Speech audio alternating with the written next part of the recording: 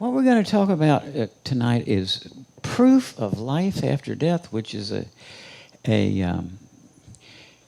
something you hear all the time. That word crops up in tabloids, which is maybe understandable, but not so understandable sometimes among people with doctoral degrees who should know better. And I would say this, that the quest for rational proof of life after death is as old as reason itself. The reason being that Greek philosophers gradually developed reason and logic as we use them today in the West over a period of about 280 years. It was a developmental process. Many people added on to it. And they did, in doing this, and then this process, a major input to that whole process was Greek ideas and practices about life after death. You really can't conceive of how we got the logic and reason we have unless you look back at the development process and see that the ideas and practices about the afterlife were integrated into that process. Right? I mean, I could explain more, but so since the idea of life after death is also a major contributor to the development and structure of logic, that presents a problem that nobody has ever thought of. This is, to my knowledge, this is a Raymond Moody original, and I'm throwing it out tonight to get you paradoxically to refute me. You know, when you come from a philosophical training, it's when you present a new work, you don't want people to accept it passively. You want to work it through, them to work it through in their own minds and see if they can refute you. And if they can, you are moved forward to closer to the truth by recognizing your error. But on the other side,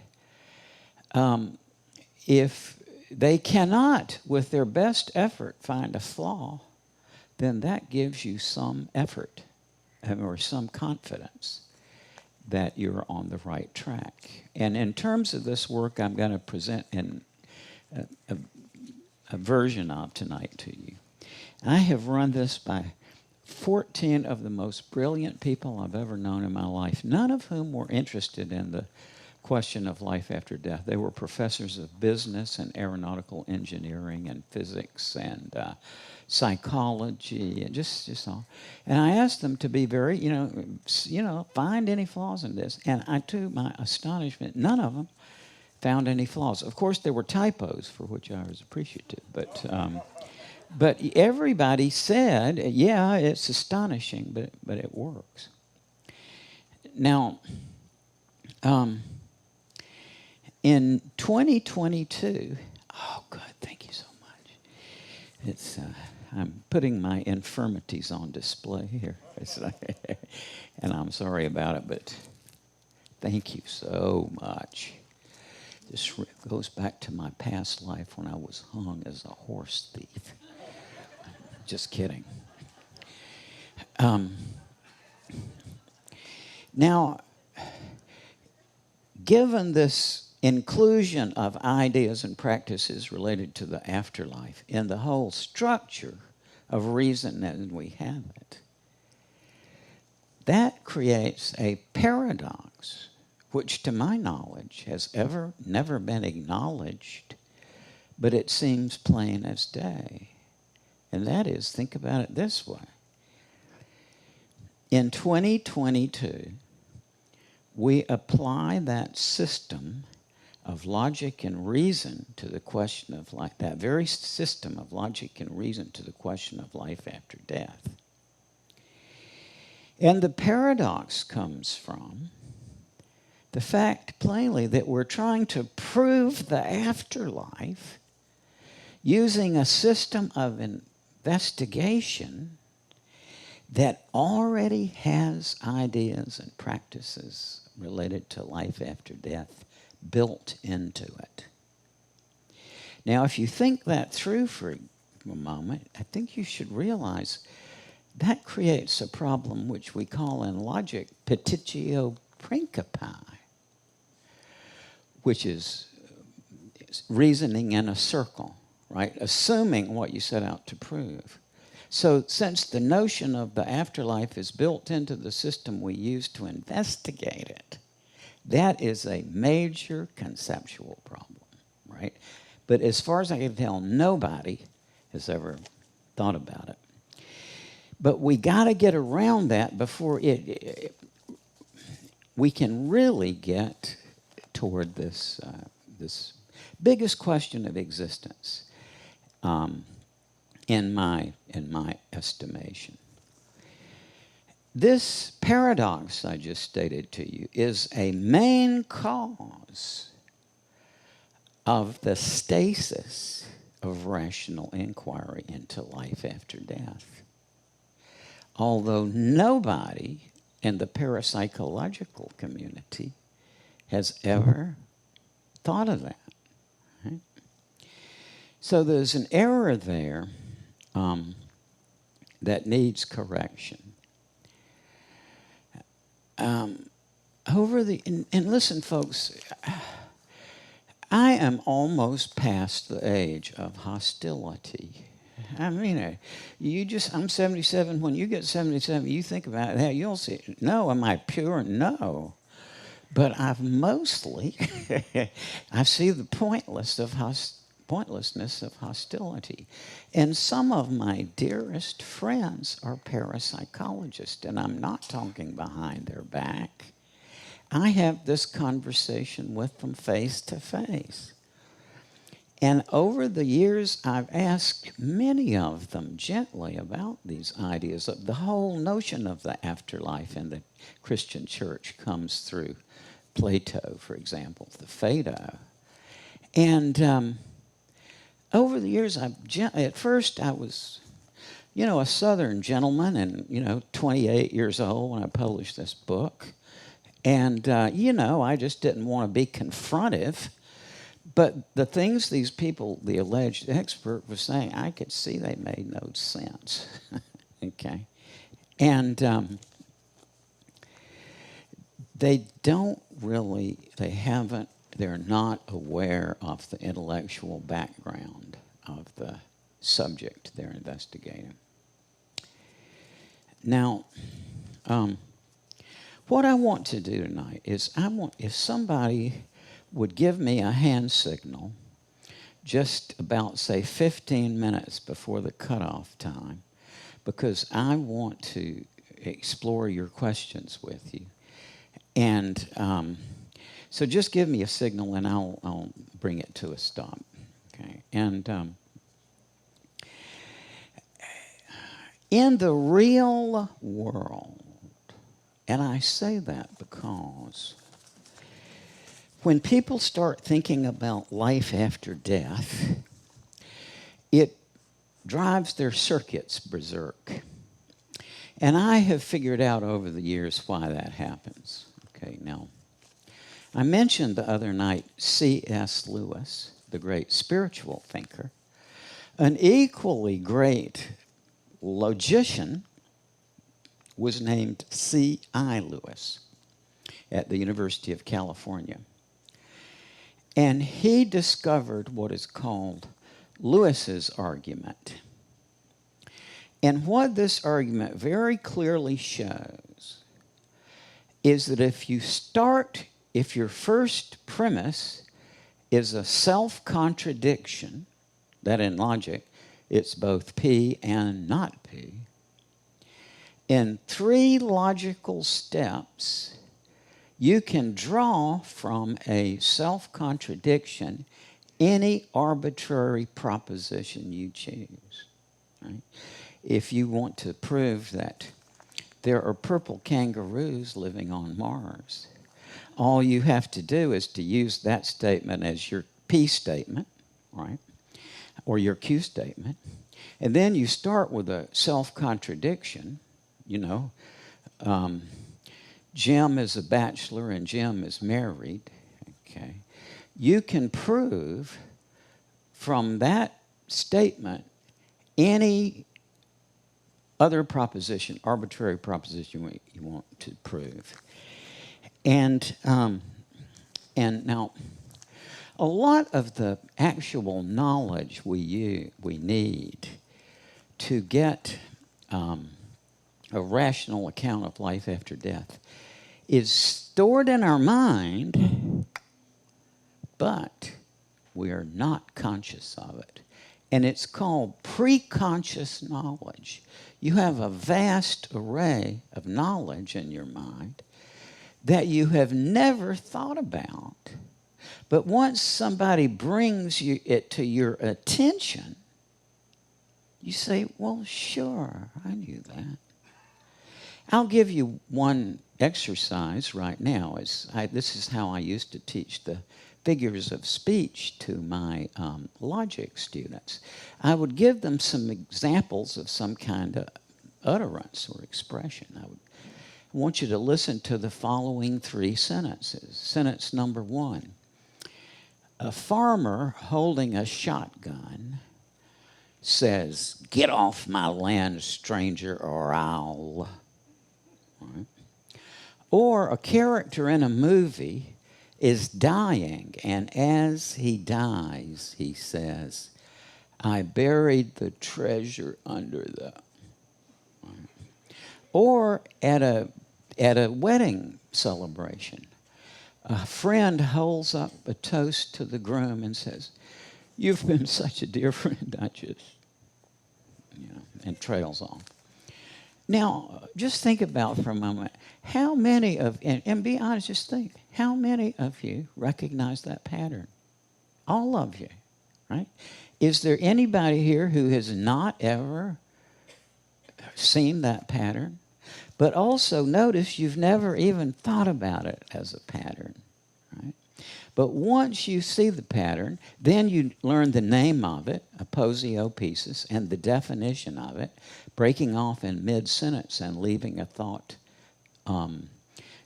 incomplete.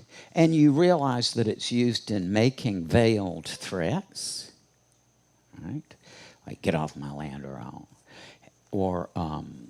Or as a dramatic device, although people sometimes do die in mid-sentence. John Adams did, and he was Thomas Jefferson yet. And so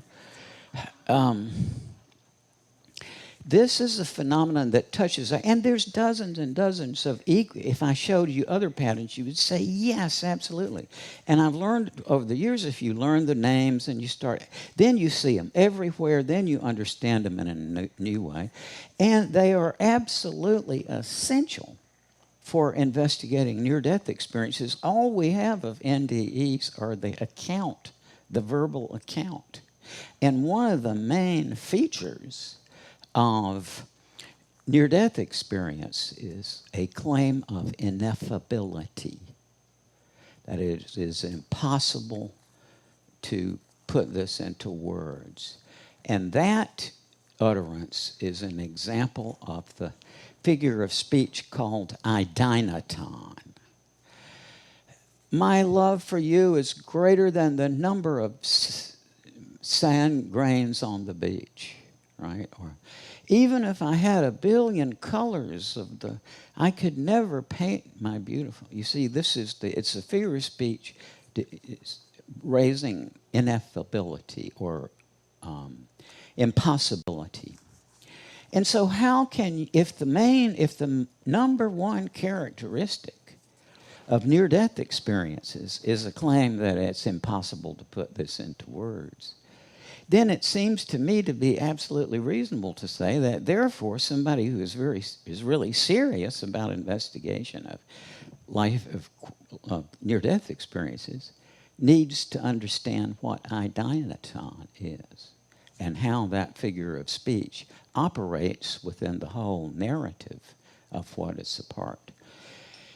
And so when I teach my courses on figures of speech, you can just see this recognition. And over the years, I came to realize just by observing my students that Lewis's argument is you already know it preconsciously because of the reaction of the students that, wow, it's like, oh yeah, you know, they knew it, but and that I think is why, because it's on the unconscious level, so often we see somebody who accepts the self-contradiction like there is life after death, which translates into there is life after the final irreversible cessation of life. See?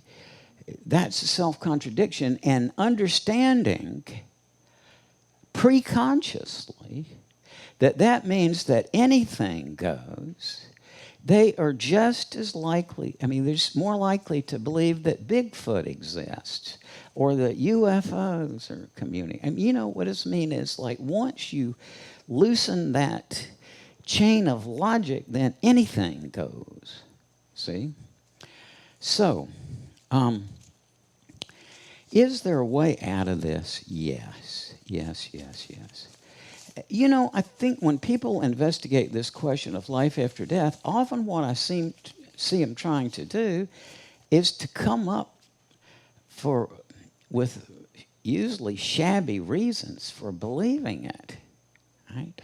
Whereas what they should be doing is, number one, find out what the real, actual difficulties and obstacles to the question of life after death are. And they're very clearly, historically set out. Plato had, one of them he said is, I call it the narrative concept problem. He said, because the notion of life after death is so obscure, we have to resort to some narrative or story just to get discussion of it started. And they had the same ones we do, plus one. But I got out of my body, I went through a tunnel, and so on. But Plato pointed out, even if you had a bazillion stories, that's never going to add up to a rational proof of an afterlife. What you need, in addition, is some system of concepts that will link the experiential narratives of the death experiences to the statement that there is life after death. And I'm not going to go into why science won't hack it, but it in 2022, it really has to do with unintelligibility, that, you know, what are we talking about here? You know, you just can't rush right in and investigate something when you don't have a clear idea of what you're talking about in the first place. So,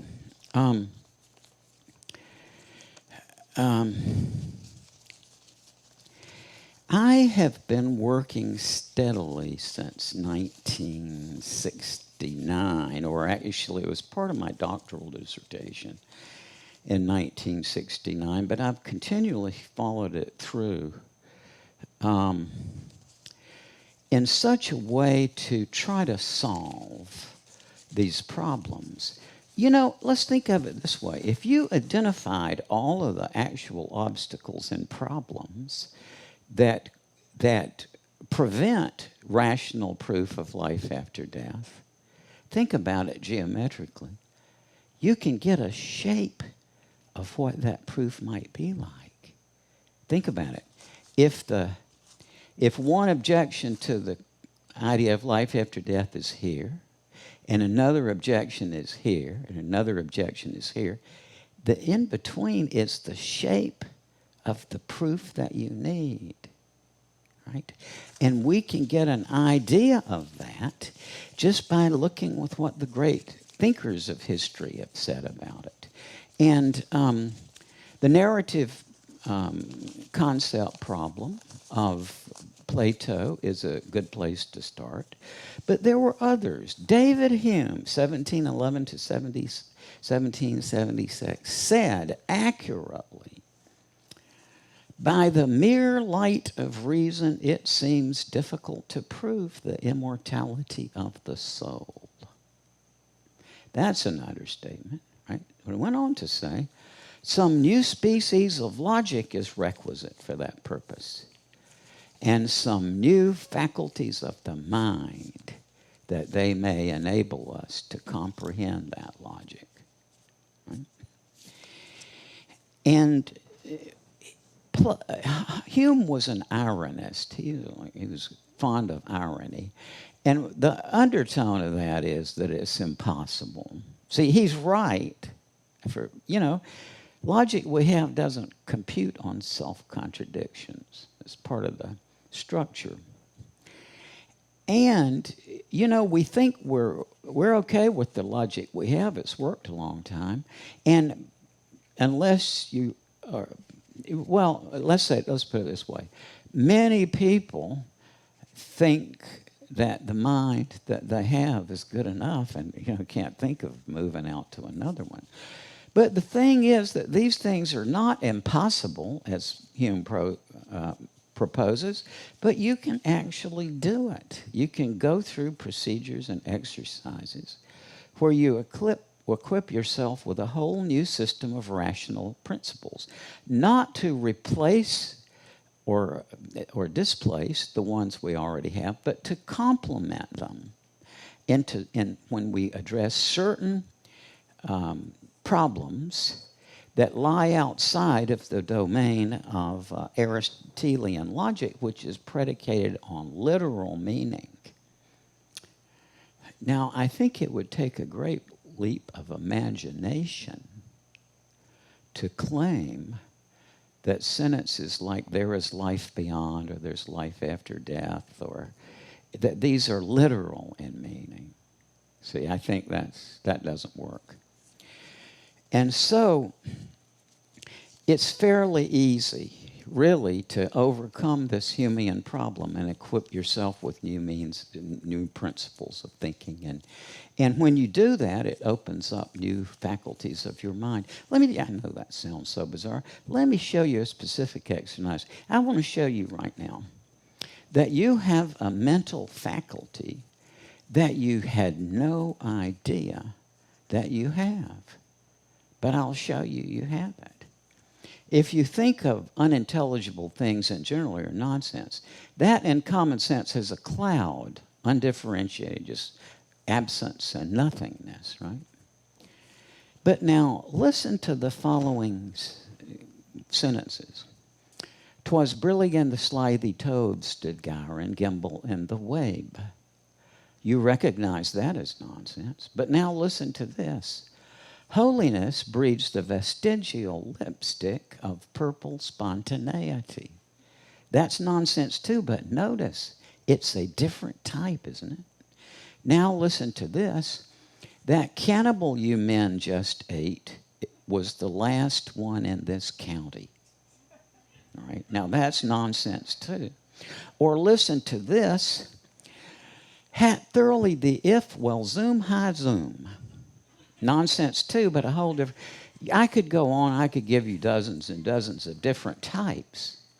But I assume you've never realized before that there's different types of nonsense, but you get it. Immediately you see there's different types, right? So much so that if I then ask you I'm going to give you another sentence and you fit it into the categories, here's the next sentence.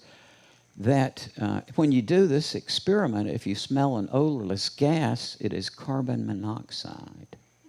Now, which pattern does that match? That matched the third sentence, right? That cannibal you men just ate was the last thing. And similarly, when you smell an odorless gas, those are self-contradictions. And you can do that. You can learn to write these different types and write your own original examples. And then I ask the students how did that make you feel? People say that. And consistently over, since 1969, when I've done these exercises with my students, when they go through a series of these exercises, a common comment is, you know, when I was shifting from writing one type of nonsense to some other type, I could feel the wheels in my mind turning in whole new ways that I'd never experienced before. A.J. Ayer, the great British philosopher who became famous in the early part of the 20th century, in a group called the Logical Positivists, made the remark in one of his books. He says, you know, it's possible in our way of thinking and language to say that a man survived a total loss of memory, or that he survived total change of personality. But Ayer said, but it's a self-contradiction to say that a man survives the annihilation of his body. You see, and these may seem trivial points, but if you're really interested in a rational proof of life after death, these are necessary things to think about. Now, let's see. So unintelligibility is a problem. In the real life, even though when we say life after death, the beautiful images and thoughts go through our mind, but that doesn't mean a cognitive meaning that can be put to a test. See, it's just impressions. Everybody's images will probably be a little bit different, right? To prove a life after death would have to have a very precise concept that is beyond that. So, to say in 2022, in my humble opinion, that science can prove that there is life after death is, to me, incoherent. And that brings a major problem in my mind of professional ethics, which is something that these writers never addressed. Now, one thing I've noticed to my astonishment, when I got a doctoral degree at the age of 24, the whole environment around, suddenly people call me Dr. Moody, you know. And I was amazed that just because I had this degree, people took me seriously, see. And that's something I've become accommodated to, that people, when somebody's a doctoral degree behind their name, people are going to take this seriously. So now, suppose somebody with a doctoral degree says, I've got proof of life after death. Now, I know as a grief counselor that there's lots of people out there who are suffering from grief, right? And terrible, terrible grief. And because of this trust many people have on doctoral degrees, they're going to take that seriously and be comforted and consoled. Flash forward a year, 2 years. Somebody finds a flaw in that so-called proof of life after death. Where does that leave the people who took comfort from it? You see what I'm saying? To me, folks, this is very serious stuff. I lost my first child in June of 1970. I still am not, it's still a thing. It's something that's influenced my life greatly. And I understand that feeling of horrible, horrible feelings of grief and loss. And to me, I will say quite frankly, it is professional malpractice for anybody with a doctoral degree behind their name to prove proof of life after death, unless it is absolutely of such rigor that nobody can deny it, because they can work it through in their own minds and see it for themselves. And that goes against the model of proof that we have where the expert stands in front of you and delivers the proof, which then the people in the audience have to accept because the doctor says so, right? It's like puts them in a passive position, which is where you may want to be when you're severely grieving. So what I'm getting at here is it is professional malpractice for people to claim in 2022 that scientific method can prove an afterlife or that they have a proof of an afterlife unless they can establish it with a security that just so nobody is going to be left in that situation I described. Devastated because what they took as hope dissolves into fluff. Okay, now 15 minutes. Good. Okay, that's good. And so what I'm saying is this can be done. You know, you can actually go through processes and learn how to think about things unintelligible. And if you are a medical doctor or a worker, advertiser, creative advertising, or lots of other, even attorneys have told me over the years, then the reason for you to engage in this is that it sheds light on your profession, see. But to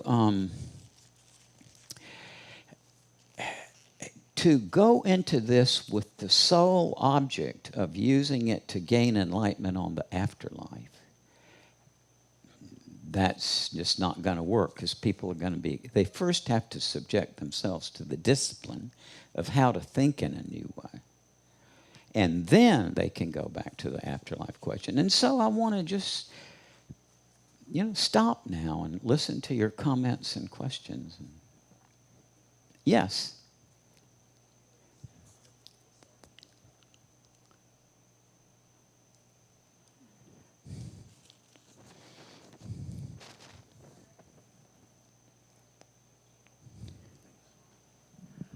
I was wondering if you could give an example of the Lewis argument.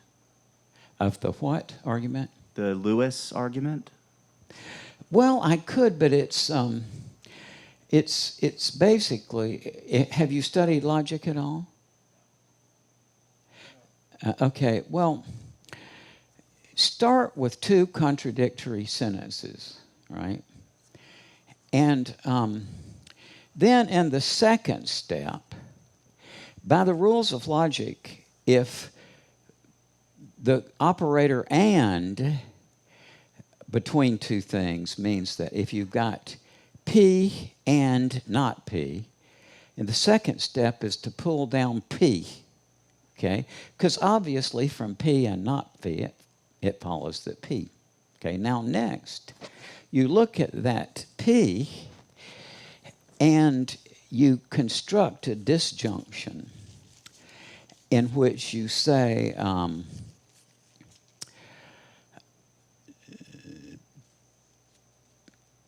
not P or Q.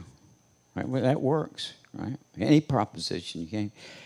And so then in the next one, you bring down the other, not P, and then you have P or Q, but then in the last premise you have not P, and the conclusion is Q. And this hits students once that was like a shock, which shows to me that they've kind of worked it out in their minds already, but that's the basic structure of the argument. It employs disjunctive addition and conjunctive simplification, or the simple logical operations. But you can look it up, and it's a really fascinating argument. Okay, so yes. Excuse me. Thank you. Thank you. This question is out of the topic from tonight. Good. So, according to your experience, like how is it from people having these experiences with life after death, coming from different faiths? Like, for example. Yes, and I've talked to people from all over the world, mostly, all the continents except Antarctica. And everywhere people tell me a similar story. But also they say, since there are no words for this, the only words I have for it is coming from my tradition or whatever. But it's beyond that. They say, but I don't have any other words.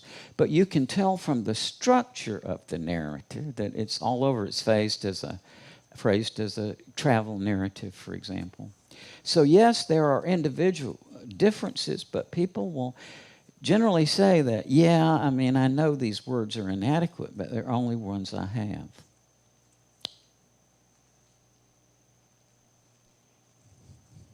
Another one.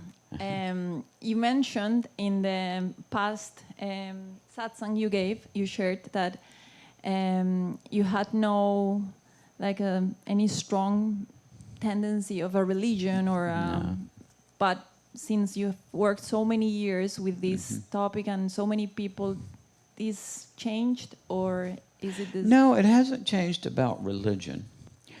What has changed is that through talking with people who've had these near-death experiences, I had a personal encounter with God. First of all, it came kind of by emanation.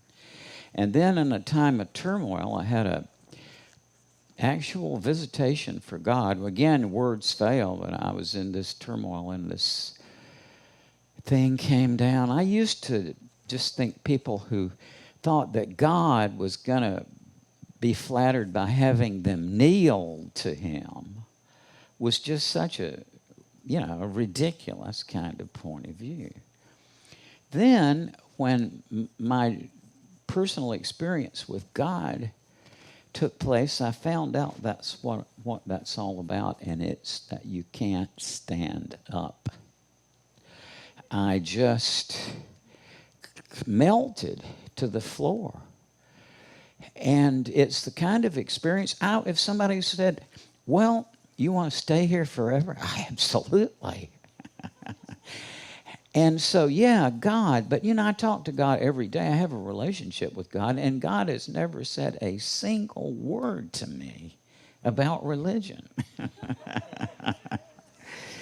I have a personal relationship with God, is how I say it. It's, So, yes. Sorry. Okay. Hi. Yes, hi, Dr. Moody. Is that Rodney? Yes, it is. Hi, Rodney. Hi. I can even recognize you through the top of your head. That's right. Maybe it's the halo with the horns. I'm curious. I see your work, used in popular culture now. Do you have awareness of or reactions to ways it's used? I'll toss you up one. There's a recent Netflix series called The OA. A mad scientist abducts survivors of NDEs, and he induces them on the captives to further his research. Maybe Okay. So. Well, I certainly wouldn't recommend that, and I hope the guy got arrested before he started doing it. But, you can't control things, Rodney. I have my own sort of, to me, the logical quest and the spiritual quest are one and the same. See, I think it's artificial. The logic came here according to its inventor Parmenides from the other side when he went over there and talked to a goddess. See, so, that's just the thing. There's no clear lines. And these lines that You know, we have this line between life and death, which we hold on to so securely because it's very frightening. But in reality, as I know from my personal experiences, that boundary is a lot more permeable than we accept. Partly because it would disrupt everything here if we were aware of the afterlife, right? And people would have all kinds of reactions. But to me, it's, you know, we think all right, the line is rigid, but what about the shamans who did the shaman song? Was a verbal production which, going through it, put the shaman into an altered state of consciousness in which they said, we cross over to the other side by the power of our songs. Well, what does shaman songs consist of? The structural analysis is they are made up of nonsense syllables, meaningless refrains, like you hear in poetry all the time, hickory dickory dock, or diddle diddle dumpling my son John, or diddle dum. You know, those are meaningless refrains. And the nonsense words, nonsense syllables, and the meaningless refrains are woven into intelligible parts, so that the intelligible parts and the meaningless parts sung together create the powerful effect. Hickory dickory dock, the mouse ran up the clock struck one and down it run, hickory dickory dock. That's so powerful we all know it. What happens if you drop the nonsense? The mouse ran up the clock struck one and down it ran. Would you tell that to your kids? No, it's the combination. And anybody old enough here to remember doo-wop music, right? And doo-wop music is consisted of nonsense as the main line of harmony, integrated with meaningful parts. And back in 1969 to 1972, I had an old portable record player and a stack of 45 records of doo-wop music. So I would take these to class and play them for the kids to show them this effect. One of them is called Little Star.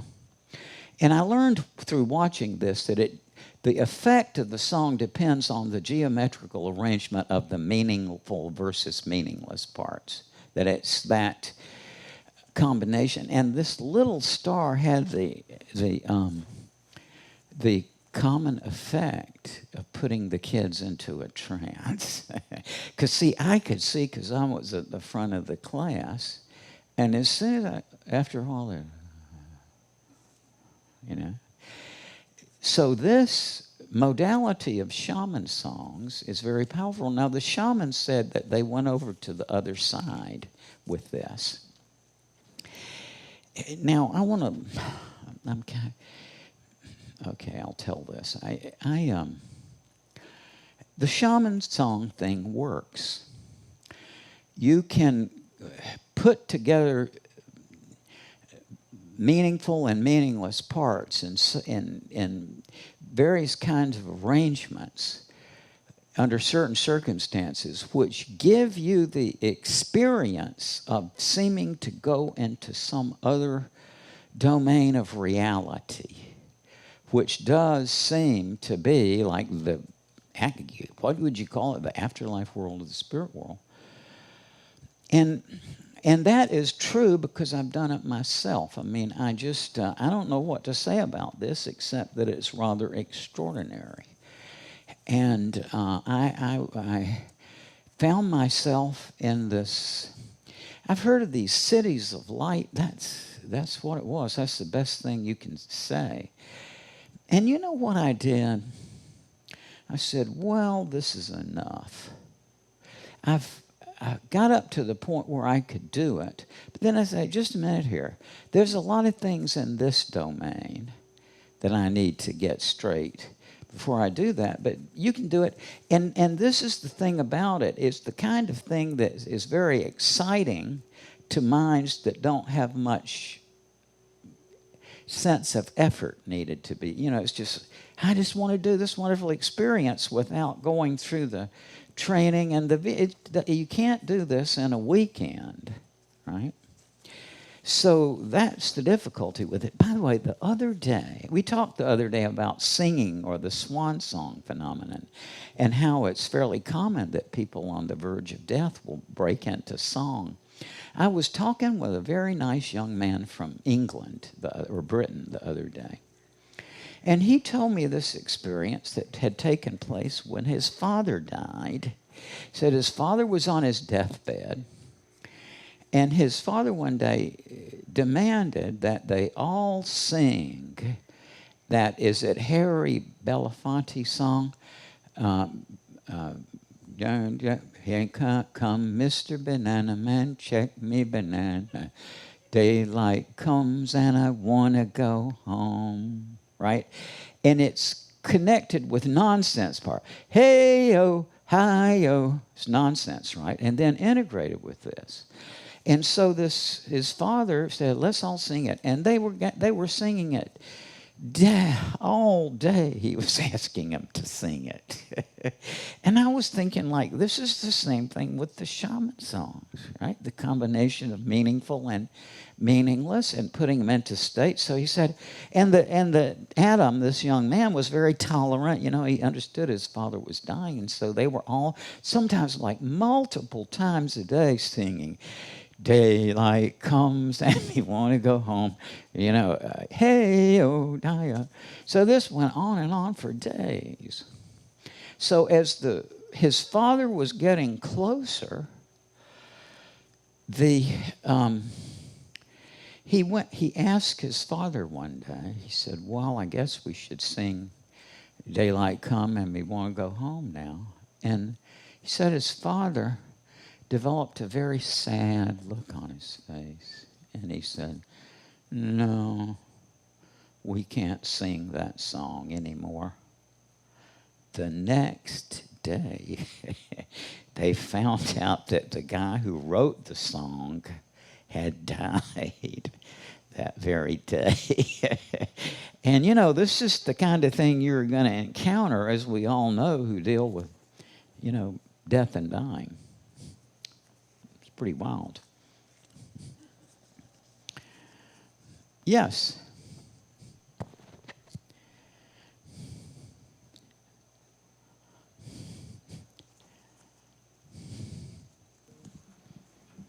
Hello. Hi. Hi. So speaking of shamans and spiritual experiences that defy logic, I'm curious if you had any insights or thoughts about entheogens and DMT and various sort of spirit molecule that shamans work with, like ayahuasca or 5-MeO-DMT. No, I don't. And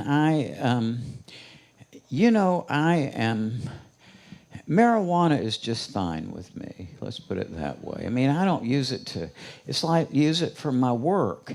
To me, it's a thing for my work. What I find is that I get started. This is the first thing. You've got to really get started and the flow started, and then you take a few puffs. And what it does, it loosens up the chain of ideas so it goes faster, right? But I know never anything like those others. But I have heard plenty of people who describe their experiences with various kinds of substances. And among those, I have interviewed a number of people since about 1978 who have had both, who both had near-death experience and also, in some other context, employed a psychedelic agent. And what the general drift of their remarks is that I have to describe them in similar terms because that's the only words available. But they said there was a very different quality to it, where people say that near-death experiences are hyper-real. It's like, you hear that all the time, more real than real. Whereas, thinking of all the persons who've talked about the psychedelic route, they say, I have to describe them similarly, it was just a different thing. And so, but I don't know what that means because I haven't had the experience, but that's what people tell me.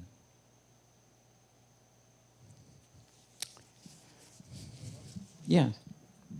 Is it time?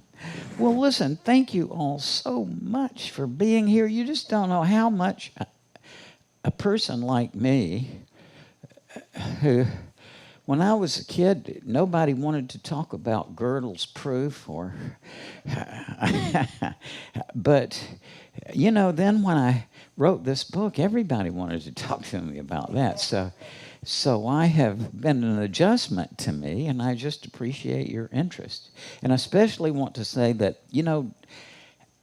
I don't have the answers you seek, right? But that I hope I can give you some markers along the way that may help you. By the way, I dread and hate referring to my own books.